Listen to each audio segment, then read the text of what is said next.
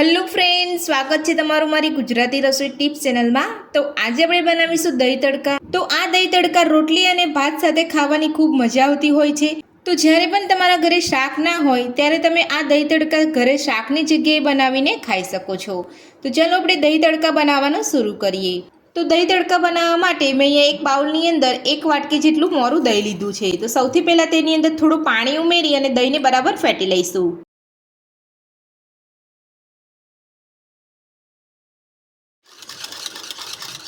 તો દહીંને આપણે અહીંયા ફેટી લીધું છે અને તમે જોઈ શકો છો આ રીતનું સ્મૂથ દહીં થાય ત્યાં સુધી આપણે દહીંને ફેટવાનું છે।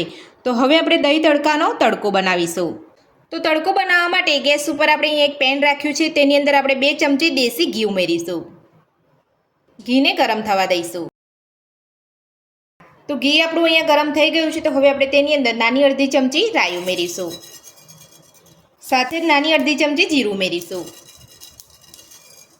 તો રાઈ અને જીરું સરસ રીતે આપણું અહીંયા કકડી ગયું છે। તો હવે આપણે તેની અંદર ઝીણા સમારેલા લસણ અને ઝીણું સમારેલું મરચું ઉમેરીશું, સાથે જ મીઠા લીમડાના પાન ઉમેરીશું, 2 સૂકા મરચાં ઉમેરીશું, 2 ચપટી હિંગ ઉમેરીશું। બધું સરસ સાતળી લઈશું।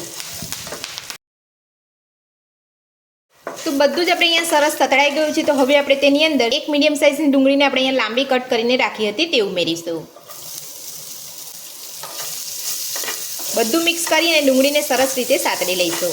તો આ દહીં તડકા તમે ઘરે ફક્ત 2 મિનિટની અંદર બનાવી શકો છો અને ખાવામાં તો ખૂબ જ મજા આવતી હોય છે। તો ડુંગળીને આપણે એકદમ સરસ રીતે અહીંયા સાતળી લઈશું। તો 2 થી 3 મિનિટ જેટલો સમય થઈ અને આપણી ડુંગળી અહીંયા સરસ સતળાઈ ગઈ છે। તો હવે આપણે તેની અંદર બાકીના મસાલા ઉમેરીશું। તો સૌથી પહેલાં આપણે નાની અડધી ચમચી હળદર પાવડર ઉમેરીશું, સ્વાદ પ્રમાણે મીઠું ઉમેરીશું, અડધી ચમચી કાશ્મીરી લાલ મરચું ઉમેરીશું, થોડી કસૂરી મેથી ઉમેરીશું।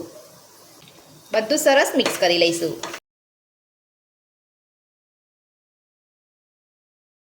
ગેસની ફ્લેમ બંધ કરી લઈશું। તો બધું જ મિક્સ કરી લીધા પછી હવે આપણે તેને થોડું 5 મિનિટ માટે ઠંડુ થવા દઈશું। તો બધું જ અહીંયા સરસ ઠંડુ થઈ ગયું છે। તો હવે આપણે તેની અંદર ફેટેલું દહીં ઉમેરી દઈશું। તો હવે આપણે બધું મિક્સ કરી લઈશું।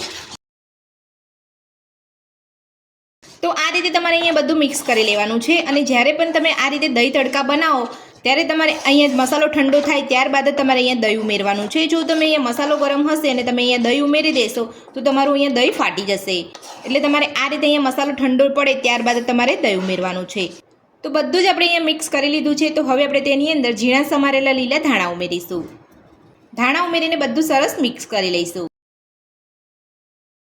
તો મારી આ રીતે તમે ઘરે દહીં તડકા બનાવવાનું એકવાર જરૂરથી ટ્રાય કરજો, ખાવામાં તો એકદમ સ્વાદિષ્ટ લાગે છે। તો બધું જ આપણે અહીંયા સરસ મિક્સ કરી લીધું છે। તો હવે આપણે એક બાઉલની અંદર સર્વ કરી લઈશું। તો રોટલી અને ભાત સાથે ખાવાની મજા પડે તેવું દહીં તડકા બનીને આપણું તૈયાર છે। તો જ્યારે પણ તમારા ઘરે કોઈ શાક ના હોય ત્યારે મારી આ રીતે દહીં તડકા બનાવવાનું ઘરે એકવાર જરૂરથી ટ્રાય કરજો। તો દહીં તડકા બનાવવાની રેસીપી તમને કેવી લાગી મને કોમેન્ટ બોક્સમાં કોમેન્ટ કરીને જરૂરથી જણાવજો। આજની રેસીપી પસંદ આવી તો વિડીયોને લાઇક કરજો, ચેનલને સબસ્ક્રાઈબ કરજો, તમારા મિત્રોને જરૂરથી શેર કરજો। Thank you.